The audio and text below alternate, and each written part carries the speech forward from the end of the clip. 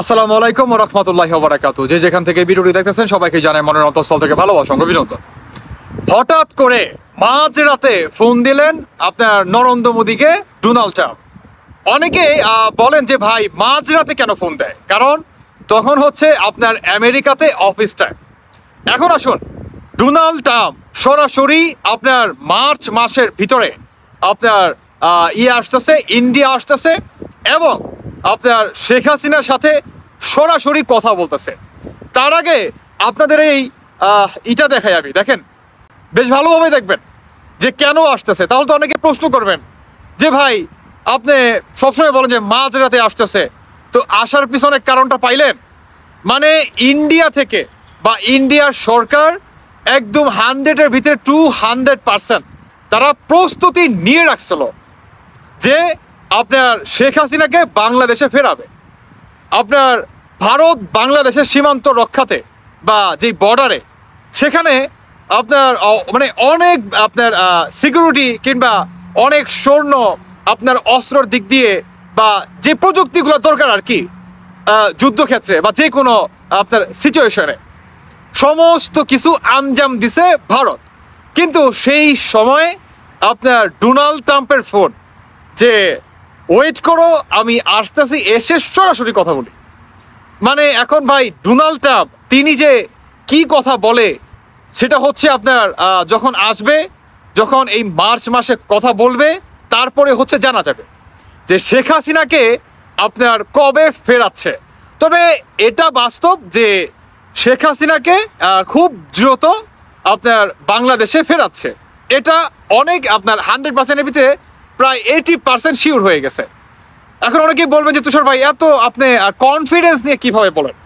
দেখেন একটা কথা বলি, আমাদের বাংলাদেশের এই অন্তর্বর্তীকালে সরকারের বর্তমান যে অবস্থা করছে আপনার আমেরিকার প্রেসিডেন্ট ডোনাল্ড ট্রাম্প, সেটা যদি আপনার বা সেটার বাস্তবায়ন যদি আপনি দেখতে চান, তাহলে ভাই এই লেখাটা দেখেন। আমি এর আগে একটা ভিডিওতে দেখাইছি, এর আগের ভিডিওতে আমি দেখাইছি, আমি আবারও দেখাইলাম যে আমাদের বাংলাদেশ থেকে উপদেষ্টা থেকে আপনার 11 জন 5 দিনের সফরে ভারত আসতেছে, যাতে বহির্বিশ্বে থেকে একের পর এক প্রেশার আমাদের বাংলাদেশে না আসে, বিশেষ করে এই অন্তর্বর্তীকালে সরকারের উপরে যাতে না আসে, আর হচ্ছে আমাদের বাংলাদেশের সেনাবাহিনীর উপরে।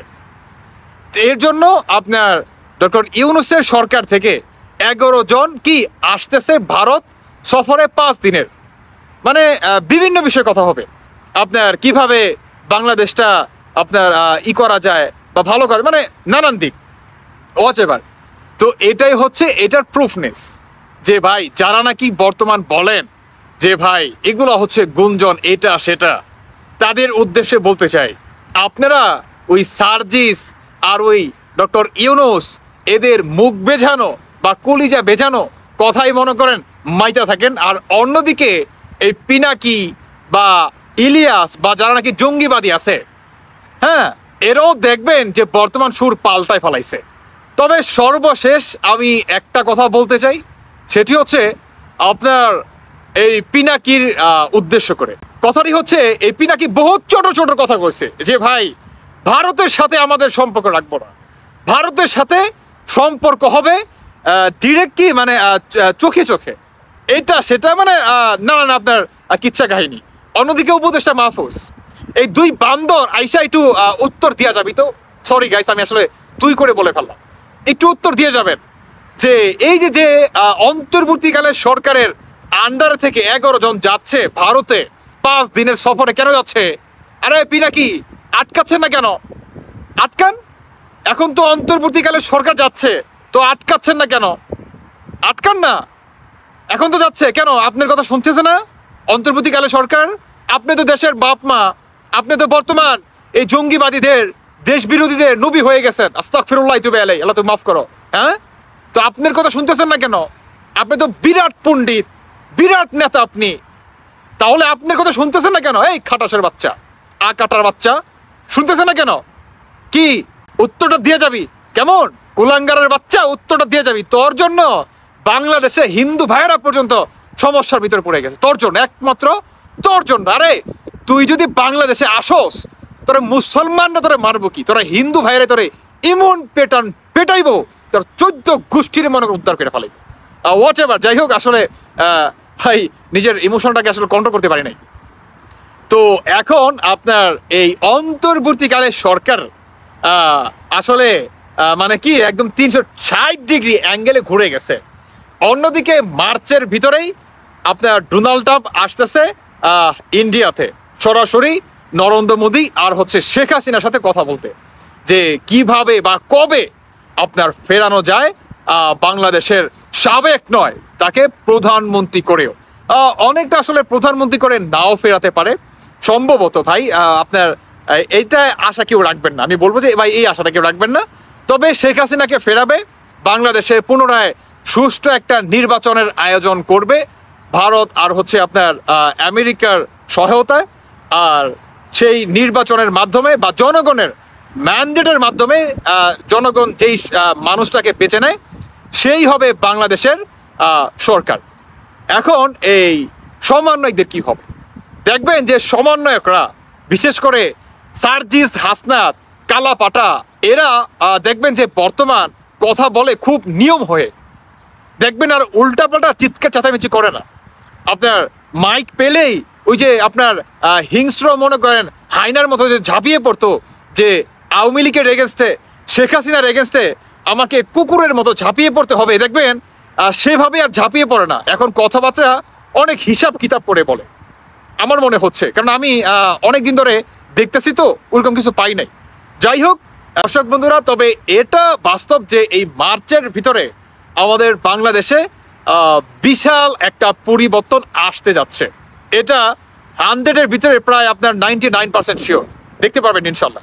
আপনার এই নরেন্দ্র মোদীর সাথে ডোনাল্ড ট্রাম্পের বৈঠক, অন্যদিকে এর সাথে শেখ হাসিনাও থাকবে, বা বাংলাদেশের সাবেক প্রধানমন্ত্রী শেখ হাসিনাকে বাংলাদেশে কিভাবে ফেরাবে, মানে আরো অন্যান্য বিষয় নিয়ে আলাপ আলোচনা হবে। বা বিশেষ করে যে মেন পয়েন্টটা সেটি হচ্ছে আপনার এই সাবেক প্রধানমন্ত্রী শেখ হাসিনাকে তাকে বাংলাদেশে কিভাবে ফেরানো যায়, এই প্রসঙ্গে আপনার ডিরেক্ট আসতেছে কে? Donald Trump. এখন দেখার বিষয় ভাই যে ডোনাল্ড ট্রাম্প এই মার্চের মাসের ভিতরে কবে আসে।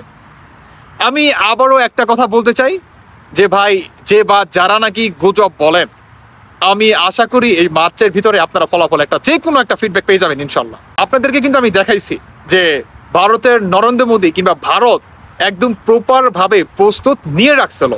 আর সেই টাইমেই কি ডোনাল্ড ট্রাম্পের ফোন, হয়তোবা ডোনাল্ড ট্রাম্প চায় না যে একটা গোলাগুলি হোক, হানাহানি হোক, অনেক প্রাণ হারাক, হয়তোবা আসলে ডোনাল্ড ট্রাম্পের কি মনে আছে তিনিই ভালো জানেন। হয়তোবা তিনি চান না বিধায় ডোনাল্ড ট্রাম্প তিনি সরাসরি আপনার আসতেছে, ভারতে আসতেছে এবং শেখ হাসিনাকে কিভাবে ফেরানো যায় সেই পদক্ষেপই নিবে।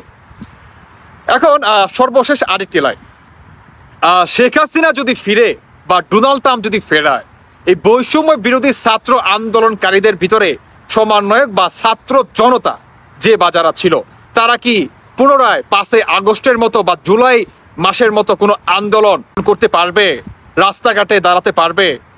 100-এর ভিতরে 200% সেই স্পর্ধা এদের হবে না।